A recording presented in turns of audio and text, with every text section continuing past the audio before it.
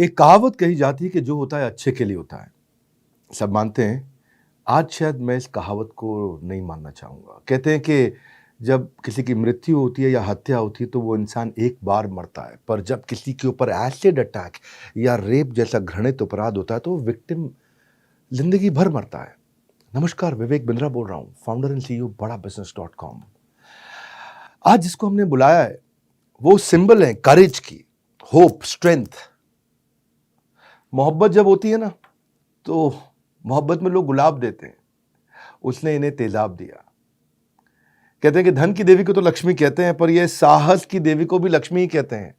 जिनको हमने बुलाया आज उनका नाम है लक्ष्मी अग्रवाल।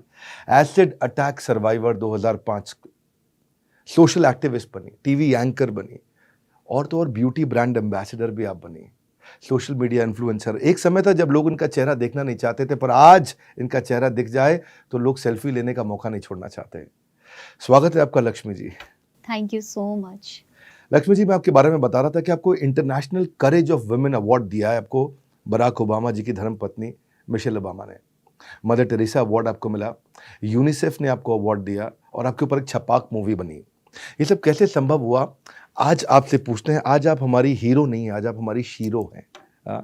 हीरोज की बात तो सब करते हैं, पर पहले मैं आपको कुछ बैकग्राउंड बहुत जल्दी दे देता हूँ। आपके ऊपर जिंदगी में बहुत सारी समस्याएं आई। 15 साल की उम्र पे आप पे एसिड फेंका गया, 7 साल में 7 सर्जरीज हुई, दोस्तों रिश्तेदारों ने साथ छोड़ दिया, पापा आर्थिक कमजोरी से गुजर रहे थे, लाखों रुपया खर्च हुआ, कोर्ट में आपने PIL डाला, लंबी कानूनी लड़ाई आपको लड़नी पड़ी, भाई और पिता दोनों का देहांत हो गया, बहुत समय तक आपको नौकरी भी नहीं मिली। इतना स्ट्रगल, आज आप एक सिंगल मदर की तरह स्ट्रगल कर रहे हैं।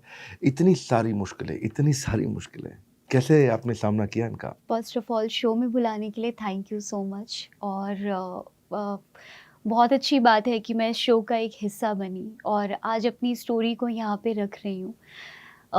बहुत सारी प्रॉब्लम्स आती है और जैसे आपने शुरू में ही कहा कि विक्टिम, सबसे पहली चीज़ मैंने अपनी लाइफ से इस विक्टिम वर्ड को ख़त्म किया। तो मैं हमेशा एक ही बात बोलती आई हूँ, ना मैं विक्टिम थी, ना हूँ, ना कभी रहूँगी और ना कभी किसी को बनने दूँगी। शुरुआत एक ऐसी थी कि मैं कुछ बनना चाहती थी और उसके बाद अचानक से एक पर्सन आया और उसने मुझे कहा कि मैं तुमसे शादी करना चाहता हूँ, वो भी 32 साल का लड़का। और उस वक़्त में मैं शादी नहीं, अपने सपने के बारे में सोच रही थी। मुझे नहीं पता था कि ये शादी भी कोई ऐसी चीज़ होती है। आप 15 साल की थी, वो 32 साल का था जी। और शादी करना चाहता था। जी। और उसी वक़्त में उन्होंने मुझे अटैक से 10 महीने पहले ही प्रपोज़ किया था और मैं अपने सपनों को जी रही थी उस वक़्त में। और उसके बाद फिर जब मैंने मना किया और उन्होंने अपने छोटे भाई की गर्लफ्रेंड के साथ मेरे ऊपर एसिड अटैक किया खान मार्केट जैसी जगह पे। और उसके बाद से बिल्कुल लाइफ़ बिल्कुल चेंज हो गई। लेकिन जो अगर अगर आप कहते हैं कि ये सारी चीज़ें ये झेलने की और सबकी क्षमता आई कहाँ से? मेरे फ़ादर और मदर उस वक़्त में मतलब सब कोई साथ छोड़ के चले गए। वो दोनों और मेरे पापा की बॉस शिरीन आंटी, मेरी लॉयर अपर्णा भट्ट, ये एक तरीके से मेरी पूरी दुनिया के बराबर थे। 2.5 महीने चैन से ना सोया है इनमें से कोई, ना ठीक से किसी ने खाया है। तो उसके बाद एक मोड़ ऐसा भी आया था, सुसाइड का मोड़। जब मैं वापस आई हॉस्पिटल से 2 सर्जरी के बाद, मैं RML हॉस्पिटल गवर्नमेंट हॉस्पिटल में थी। मैं वापस आई, आने के बाद मैंने खुद को अब तक देखा नहीं है। और उसके बाद वो लोग आते हैं ना सोसाइटी के, जो फ्री में एडवाइस दे के जाते हैं और जिसका कोई लॉजिक ही नहीं होता है।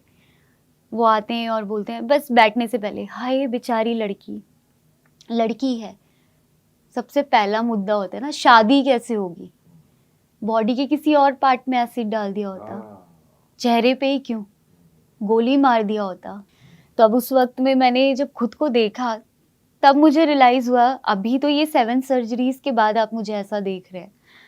और जब मैंने खुद को देखा, मेरा लेफ़्ट साइड पूरा गला हुआ था, आँखें निकली हुई थी, नोज़ नहीं था, लिप्स नहीं थे, कान नहीं थे, पूरा फेस एकदम डैमेज था और सर में बाल नहीं थे। खुद को देखना मुश्किल था क्योंकि मैं भी इसी सोसाइटी से हूँ। मुझे भी ऐसे ही बड़ा किया गया है कि भई सुंदरता इम्पोर्टेंट होती है, तो वो सोच मेरी भी। तो जैसे ही मैंने खुद को शीशे के सामने देखा तो उस वक़्त में यही चीज़ रियलाइज़ हुआ कि नहीं, आपको मैं यही बता रही थी, जो सोसाइटी के जो लोग आए थे ना, वो ये सलाह दे के गए थे घर पे कि कि आप चेहरे की जगह चाकू मार देता, पैर काट देता, अब शादी कैसे होगी? अब आप एक काम करिए, लड़की को इंजेक्शन लगवा के मरवा दीजिए। ये वो सोसाइटी है। तब उस वक्त में वो मेरे दिमाग में चीजें चल रही थी, सुसाइड वाली और वो सब चीजें। तब मैंने खुद को शीशे के सामने देखा और देखने के बाद मुझे यही चीजें रियलाइज हुई कि एक्चुअली मैं सोसाइटी ज़्यादा मार रही है और बेसिकली जो एसिड फेंक रहा है, उसके मन में यही था ना कि मेरी नहीं हो सकी, अब तो किसी की नहीं किसी की होगी। नहीं हो सकती। तो वो आपको सबसे अलग करना चाहता था और वो सबसे अलग उसने कर भी दिया, क्योंकि वो को आइसोलेट करना चाहता था और समाज ने भी आइसोलेट कर दिया उसके बाद। समाज के लोग भी यही कह रहे हैं कि अब जिसको सहारे की ज़रूरत है उस समय और ज़्यादा छोड़ दिया है, जिस समय और ज़्यादा करेज देने की ज़रूरत है उस समय और ज़्यादा छोड़ दिया है। तो कैसे आपने इसको फिर कोप अप किया? तब उस वक्त में जब खुद को शीशे के सामने देखा तो यही हुआ कि मैं सुसाइड कर लेती हूँ। आप 2 सेकंड के अंदर बहुत कुछ बदल जाता है आपकी लाइफ में। और वो शीशा देख के ही मैं रो रही थी, तड़प रही थी। पर उस वक्त में बस यही था कि मुझे अपने पेरेंट्स से बात करना है, क्योंकि यही गलती मैंने अटैक से पहले की थी अपने पेरेंट्स से बात ना करके। यही गलती मैं अब भी करूँगी पेरेंट्स से बात ना करके। तब मैंने अपने पेरेंट्स से बात किया और मैंने उनको कहा कि आप मुझे इंजेक्शन लगवा के मरवा दो। तब उस वक्त में मेरे फादर ने मुझे गले से लगाया और मेरे फादर ने मुझसे कहा कि बेटा इस दुनिया में ऐसा कोई काम नहीं है जो नामुमकिन हो। हर एक काम मुमकिन ही मुमकिन है। एक दिन एक ऐसा वक्त आएगा कि तुम बहुत आगे जाओगे और तुम्हें इसी चेहरे से प्यार होगा। और आज मैं कहती हूँ आई लव माई फेस। मुझे फ़र्क नहीं पड़ता कि कोई मेरे बारे में क्या सोचता है, कैसे देखता है। मुझे ये फ़र्क पड़ता है कि मैं अपने बारे में कैसा देखती हूँ और कैसा सोचती हूँ। बहुत सुंदर, बहुत सुंदर। ये आत्मविश्वास है आप में। हाँ, मैं मतलब कंपेरेबल तो नहीं है, लेकिन मेरे टीम में ना 2 आदमी, मैं आज उनके बारे में बताना चाहता हूँ आपको। ये एक का नाम है हितेश और एक का नाम है नयन। ये जो नयन है, इनकी भी आंखें नहीं हैं और हितेश इनके साथ इनके पार्टनर थे काम में। ये दोनों विजुअली इम्पेयर्ड हैं और कोविड के टाइम पे इन लोगों का बिजनेस बंद हो गया, मतलब क्योंकि कोविड कॉल सेंटर चलाते थे, ख़त्म हो गया था। दोनों पार्टनर थे, दोनों देख नहीं सकते थे। और उसके बाद फिर 3-4 महीने के बाद जब ये तनख्वाह भी नहीं दे पाए तो ये हमारे पास आए और हमारे साथ हमारी टीम ज्वाइन की। आज ये हमारे IBCs हैं। बड़ा अच्छा लगता है उनको देख करके। आज ये जनक पटेल जो हमारी ब्रांच हेड करते हैं गुजरात में है, उनके साथ हैं, गुजराती हैं दोनों। इनके अंदर करेज है, गुजरातियों में करेज होता है शायद ना, बहुत बिजनेस करने का।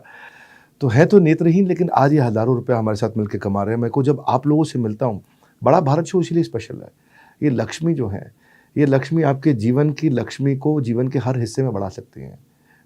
यही हमारा पर्पज़ यही है कि ऐसे लोगों को हम बुलाएं जो आपको बहुत इंस्पायर करते हैं।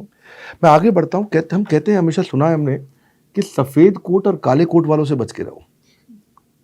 और आपकी पूरी ज़िंदगी मैंने देखा सफ़ेद कोट और काले कोट वालों के साथ ही गुजरी। काले कोट वाले लॉयर जो आप PIL लड़ने गए और इतने साल लग गए आपको, और सफ़ेद कोट वाले वो डॉक्टर जिनके साथ आपने 7 सर्जरीज कराई। ये लड़ाई आपने दोनों सबसे मुश्किल लड़ाइयाँ एक साथ कैसे लड़ी? अब वही सारी चीज़ें हैं लाइफ में। अगर मैनेजमेंट सब सही रहेगा तो आगे लाइफ भी बहुत अच्छी मैनेजमेंट की वजह से बहुत अच्छी रहेगी। हाँ, आप भी मैनेजमेंट की बात करते हैं। तो उस वक्त में यही हो रहा था। देखिए, एक नॉर्मल लाइफ में और अचानक से आपके जीवन में कोई हादसा हो जाए, उसके बाद की लाइफ बहुत अलग होती है। मैं नॉर्मल लाइफ जी रही थी, पढ़ रही थी, अपने सपनों को जी रही थी। बहुत बहुत सिंपल सा रास्ता था और पेरेंट्स के साथ थी, घर में 4 लोग थे, बस बहुत सिंपल था। पढ़ना था, आगे बढ़ना था, शादी होनी थी, दैट्स इट। लेकिन अचानक से अटैक के बाद कोर्ट जाना, पुलिस स्टेशन जाना, हॉस्पिटल जाना और इतनी सारी चीज़ों को देखना, उसके अलावा बहुत सारे क्रिमिनल्स को भी देखना साथ साथ में। लेकिन वहाँ की एक जर्नी बताती हूँ कि जब मैं गई फर्स्ट टाइम तो मुझे वहाँ पे पहचानना था, बात करना था, लेकिन ऐसा लग रहा था जज मुझ पे एहसान कर रहे हैं। मुझसे कह रहे हैं कि वो इंसान अभी भी आपसे शादी करना चाहता है, तो आप देख लो अभी भी। तो मैंने उस वक्त में एक बात बोली जज से कि उसने ना मेरा चेहरा बदला है, दिल नहीं। कल भी ना थी और आज भी ना है। तो उसके बाद से ना एक ऐसा चेंज आया। तो सबने, बहुत सारी चीज़ें वहाँ पे हुई थी। तो जब मैं बाहर निकली तो सबने मुझसे कहा, मेरे लॉयर ने भी कहा कि तुम लॉयर पढ़ लो थोड़ा सा ना, तुम लॉयर की पढ़ाई कर लो, वकील बन सकती हो। वकील बन सकती हो तुम। उस लड़के ने आपको 10 महीने तक परेशान किया था। आपको लगता है अगर आपने किसी और को शिकायत कर दी होती तो शायद ये हादसा टल जाता? और ये वो लड़का है जिसने एसिड फेंकने से पहले तो उसके दिमाग में एसिड आया, इसी के दिमाग में एसिड। आपको क्या लगता है ये एसिड आता कहाँ से इनके दिमाग में? आपको क्या लगता है कि ये जो कानून आया है अब, इससे फर्क कितना आया होगा? क्या लड़कों के मन में डर पैदा हुआ है? क्या इस अपराध से अपराधी या इस सजा से अपराधी कुछ कम हुए हैं?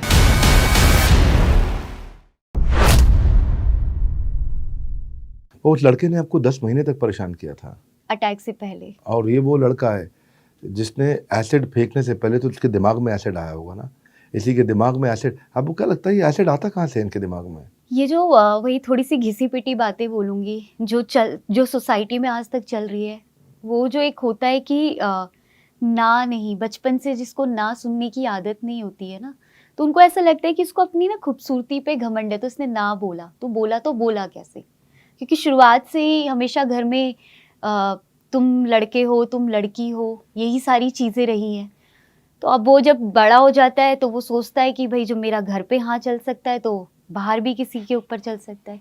तभी आप अगर देखें तो शादी के बाद भी एक लड़की को इंसान नहीं, ह्यूमन नहीं, उसको एक प्रॉपर्टी समझा जाता है, और वहाँ पे भी वो सारी चीज़ें रहती है। मैं जो कहूँगा वही होगा, मैं ना नहीं सुन सकता। लक्ष्मी, आपने इतना स्ट्रगल किया है, आपने इतना स्ट्रगल किया है इतने साल, उस स्ट्रगल को मैं महसूस तो नहीं कर सकता वैसा जैसा स्ट्रगल आपने महसूस किया है। आपने PIL डाला, और पहले मेरे ख्याल है उसकी सज़ा भी बहुत कम थी, अब शायद सज़ा 8-10 साल की सज़ा हो गई है। 2013 से पहले कोई कानून नहीं था, ये कोई मुद्दा नहीं था। ये जैसा गर्म चाय पानी फेंकने जैसा ही था ये। बिल्कुल। और उसके बाद अब 2013 दफ़ा 307 लगती है। 307, 326 ए, 326 बी, दोनों 10 साल की सजा तो है ही, लेकिन हमारे लिए ये चीज़ अच्छी हो गई कि इस पे एक कानून तो आया। पहले कानून भी नहीं आपको था। क्या लगता है कि ये जो कानून आया है अब, इससे फर्क कितना आया होगा? कुछ कॉम्पेंसेशन मिल रहा है, कुछ आपके PIL से कुछ बदलाव आया है? तो ज़मीनी हकीकत क्या सच में बदली है? क्या लड़कों के मन में डर पैदा हुआ है? क्या इस अपराध से अपराधी या इस सज़ा से अपराधी कुछ कम हुए हैं? मैं तो ये कहूँगी कि शायद ही कम हुए हैं, क्योंकि जो हम देखते हैं, क्योंकि जो गवर्नमेंट दिखाती है उनके आंकड़े से हमारे आंकड़े ज़्यादा होते हैं। ओह! वो क्योंकि वो अपडेट नहीं होते हैं, वो कई केसेस ऐसे हैं जो जाके रजिस्टर ही नहीं हुए, तो उनका क्या? तो ऐसे बहुत सारे आंकड़े हैं कि अगर आप साल में देखें, पूरे साल में शायद ही वो दिखाएंगे आपको पर अब 200। एसिड बिकना बंद हुआ कि नहीं? बिल्कुल नहीं हुआ, बिल्कुल भी नहीं हुआ। 2013 में सुप्रीम कोर्ट का ऑर्डर आने के ऑर्डर आया बावजूद? था। देखिए, अगर देखा जाए तो कानून तो हर दिन आता है ना, उस पे कितना इम्प्लीमेंट होता है। जो काम गवर्नमेंट को करना चाहिए वो हम सब लोग मिलके कर रहे हैं, और बहुत दुख होता है जो काम थोड़ी देर का है वो पूरी जिंदगी लग जाती है करने में, या एक दिन इंसान इस दुनिया से चला जाता है करते करते। लक्ष्य बना के रखा मैंने, आप देखा आपके जीवन में आपने बड़ा एक महान लक्ष्य के साथ आप चले हैं, और आज भी मैं देखता हूँ कि आप सोशल मीडिया पे अपनी रील्स बनाती हैं, वीडियोस बनाती हैं, आप रेस्टोरेंट आउटिंग्स पे गानों के ऊपर वीडियोस भी डालती हैं। आपकी बेटी भी है, आप उसके साथ भी वीडियोस बनाती हैं। आपको यूट्यूब से सिल्वर बटन मिला ही? हाँ भी। That's very good, that's very good. कुछ बटन हमें भी मिले हैं यूट्यूब से। कॉन्ग्रेचुलेशन। धन्यवाद, थैंक यू। इंस्टाग्राम पे आपके बहुत फॉलोअर्स हैं, और मतलब किस तरह के कमेंट्स आते हैं, लोग क्या बोलते हैं आपको, और मतलब इससे आपको थोड़ा सा क्या लाइफ को नॉर्मल बनाने में मदद भी मिली आपको? देखिए, एक प्यार जो मेरी एक तरीके से जो सोशल मीडिया में जो फैमिली है उनसे बहुत प्यार मिलता वाह है, वाह। और उनके वजह से कहीं ना कहीं आज के समय में अगर मैं कहूँ तो मेरी हिम्मत ही आप सब लोग हैं। बहुत सुंदर। और जब मेरे लिए तालियां बजती हैं और बहुत सारा प्यार लिखा जाता है, और लिखा जाता है कि हम आपको देख तालियां के तो जीते यहाँ पे हैं। हम सबको ही बजानी चाहिए। Thank you. तो बहुत, जब ये कोई कहता है कि आपको देख के बहुत हिम्मत मिलती है तो अच्छा लगता है। मैं आपको एक चीज़ और सस्पेंस चीज़ बताना चाहती हूँ। मैं इंस्टाग्राम पे काउंसलिंग भी करती हूँ, और ये किसी को नहीं पता है। क्या बात है। और मैंने अब तक से 500 से 600 लोगों को सुसाइड करते हुए रोका है, और वहाँ पे मैं हमेशा मतलब पर्सनल 1-to-1 काउंसलिंग देते हैं? रात में मैं मैसेज में बात करती हूँ। ये मेरी ड्यूटी है, सुबह रात को 2 बजे से सुबह 4 बजे तक मैं रिप्लाई करती हूँ और बात करती हूँ। जब बहुत सीरियस होता है तो उनसे मैं कॉल पे बात करके उनको समझाने की। आप चार्ज भी करते हो लोगों को? बिल्कुल नहीं, ये मेरा बहुत अलग वर्क है। और इससे मुझे बहुत एनजीओ खुशी भी मिलती चलाते है। हैं, ये भी करते हैं आप, जी। कमाल है। मैं आपको एक इनविटेशन देता हूँ, आप क्योंकि हम तो काउंसलिंग वाले बिजनेस में ही हैं, तो मैं ये कहूँगा कि हमारी एक ऐप है, बड़ा बिजनेस ऐप, उस पे हमारे साथ में आज सैकड़ों इन्फ्लुएंसर्स हैं पूरे देश दुनिया से, हर सब्जेक्ट पे, फाइनेंस पे, सेल्स पे, मार्केटिंग पे, लीगल पे, एचआर पे, टेक्नोलॉजी पे। और हम सोच ही रहे थे कि एंटरप्रेन्योर जब हताश हो जाता है तो उसको आपके जैसे काउंसलर की ज़रूरत पड़ती है। तो मैं रिक्वेस्ट करूँगा, आप आइए अपना आकर के एज एन इन्फ्लुएंसर हमारी ऐप पे, जैसे फेसबुक है, लिंक्डइन है, ट्विटर है, इंस्टाग्राम है, वैसे ही बड़ा बिजनेस की ऐप है जिसमें केवल बिजनेसमैन है। देखने में वैसे लगता है, सब कुछ वैसा ही है। तो मैं इनवाइट करूँगा, आप आना चाहेंगे वहाँ पे? बिल्कुल ज़रूर आऊँ। आप अपना प्रोफाइल बनाइए, आप लक्ष्मी अग्रवाल को सर्च करिए जा करके हमारी बड़ा बिजनेस कम्युनिटी ऐप पे, जहाँ पे अपने वीडियोस डालेंगी। तो जो वीडियोस आप इंस्टाग्राम पे डालते हैं या अपना अलग वीडियो डाल सकते हैं लोगों को इंस्पायर करने के लिए। और मैं एकदम 100% कॉन्फिडेंट हूँ कि बहुत लोग आपके इस एसिड अटैक सर्वाइवर के मिशन में कंट्रीब्यूट भी करेंगे, क्योंकि बिजनेसमैन है, आपके एनजीओ में डोनेशन भी देना चाहेंगे, आपके साथ जुड़ना भी चाहेंगे, क्योंकि आप लोग को भी धन की आवश्यकता है भाई सस्टेनेबिलिटी के लिए एनजीओ में। Would you all agree with me? Yes, no? That's needed. तो इस शुभ काम को से अगर ये शुभ काम हो जाए कि लोग आपकी मदद करें, तो मैं भी खुश नसीब समझूंगा आज बड़ा भारत शो में आप आए और अपना प्रोफाइल बनाइए। बहरहाल, मैं आपका जो एनजीओ की मैंने अभी बात किया, लक्ष्मी फाउंडेशन नाम है उसका? The Lakshmi the foundation. Lakshmi foundation. आप और भी कई संस्थाओं से जुड़े रहे हैं और आपने कई सर्वाइवर्स की मदद करी है। मैंने सुना रिहैबिलिटेशन, लीगल, सब तरह से आप मदद करते हाँ हैं। जी, हमारा पूरा फोकस रहता है कि हम रिहैबिलिटेट कर सके, ताकि कितनी महिलाओं को बचाया अभी तक आपने? अभी 3 से 400 के ऊपर हम लोग गए हैं। और जब मैं 2013 में बाहर आई थी, तब से मैं अब तक की बात करूँगी। और ऐसे कई सारे हैं, और कुछ सर्वाइवर्स को हमने उनकी पूरी फैमिली के साथ अडॉप्ट भी किया हुआ है, जिनके बच्चों का एजुकेशन और सारी चीज़ें हम लोग देख रहे हैं। बाकी अभी एक सूरत में भी मेल एक लड़का था जिसके ऊपर एसिड अटैक हुआ था। उनका ट्रीटमेंट जो बहुत ही हीनियस तरीके से हुआ था। तो जब भी मैं कोई ऐसा एसिड अटैक देखती हूँ तो ऐसा लगता है उस जगह वो नहीं, मैं ही हूँ, क्योंकि वो सब मैंने सहा हुआ है। तो वो सारी चीज़ें हैं। उसके अलावा भी हमारी फाउंडेशन बहुत सारा वर्क करती है, बहुत सारे ऑब्जेक्टिव्स पे वर्क कर रही है। हिम्मत वाली हैं आप बहुत।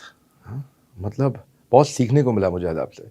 आपके लिए भी मैं दावे से कह सकता हूँ, ऐसी इंस्पिरेशन कहीं नहीं मिलेगी। इसी को हम बड़ा भारत शो बोलते हैं। लक्ष्मी अग्रवाल का वीडियो, अरे आज मिलके इतना अच्छा लगा मुझे पर्सनली। आपका छपाक मूवी मैंने देखा, तो पर्सनली मिलके आपकी मीठी आवाज़ सुन के, आपका मीठा मन देख के, खूब कहते हैं कि खूबसूरती अगर छीन भी ली, सपनों को तू कैसे दफनाएगा, तेजाब फेंका है चेहरे पर इनके हौसलों को तू कैसे जलाएगा। ये है लक्ष्मी अग्रवाल। Thank you Lakshmi. मैं ये कहना चाहूँगा, आप बहुत खूबसूरत हैं, क्योंकि आपका चेहरा, आपका मन, आपकी सोच सब बहुत खूबसूरत है। आपकी स्टोरी एक लेसन है आज, एक हर माता के लिए, हर पिता के लिए, हर भाई बहन के लिए, हर विक्टिम के लिए, हर बच्चे, नेबर, सोसाइटी और ख़ास तौर से उन लड़कों के लिए जिनके मन में ऐसा तेज़ाब है, जिसको आज मुझे लगता है अगर हम ऐसे एसिड अटैक्स को रोक पाए, शो के द्वारा कुछ भी असर ला पाए, मैं बहुत सौभाग्यशाली मानूंगा। इसलिए हम शो को बड़ा भारत कहते हैं, जहाँ अद्भुत बेमिसाल कहानियाँ जिन्होंने छोड़ी हैं, अमिट निशानियाँ। तो लक्ष्मी जी, बहुत अच्छा लगा। आप सबको बोलूँगा कि नीचे रेकमेंड करिए शो में आप और किसको देखना चाहेंगे। और एक गुड न्यूज़ लक्ष्मी जी, आपसे भी आप ध्यान से सुनिएगा। एक अपॉर्चुनिटी आ रही है 2.5 साल के बाद, कोविड के बाद। हम त्यागराज स्टेडियम में सब मिलने वाले हैं 3, 4, 5 जून को। वहाँ 8,000 लोग होंगे त्यागराज स्टेडियम में। हमारा इवेंट है एवरीथिंग अबाउट एंटरप्रेन्योरशिप। वहाँ एंटरप्रेन्योरशिप पे सिखाएंगे। वहाँ हमारे साथ कई स्पीकर्स आएंगे, तो मैं आपको भी इनवाइट करूँगा। आप अगर स्टेज पे आके 5 मिनट सबसे बात करें, 10 मिनट बात करें, वहाँ पे 8,000 बिजनेसमैन होंगे। तो आप आना चाहेंगे? श्योर, मैं ज़रूर आऊँगी। ज़रूर आएंगे। तो आप भी लक्ष्मी से मिलने के लिए आइएगा वहाँ पे। सबसे powerful, impactful, high motivation business का प्रोग्राम होता है। और ये डेट नोट कर लीजिए, 3, 4, 5 जून। आप इसके बारे में पता लगा लीजिए, आप भी इस इवेंट को आकर अटेंड कर सकते हैं। मेरे साथ बिलियनियर एंटरप्रेन्योर्स होंगे। पूरा दिन का प्रोग्राम रहता है ये। और द बड़ा भारत शो पे आने के लिए आपका बहुत बहुत धन्यवाद। कर लो थोड़ा इंतज़ार, आने वाला एक और बड़ा बुधवार। हमारे साथ जुड़े रहने के लिए नीचे कमेंट बॉक्स में आके लक्ष्मी जी को बहुत बधाई देने के लिए, उनके करेज को बधाई देने के लिए, इस वीडियो को सोच के सही व्यक्ति तक पहुंचाने के लिए आप सबका हृदय की गहराई से प्रेमपूर्वक धन्यवाद। लक्ष्मी अग्रवाल जी, आपका विशेष धन्यवाद।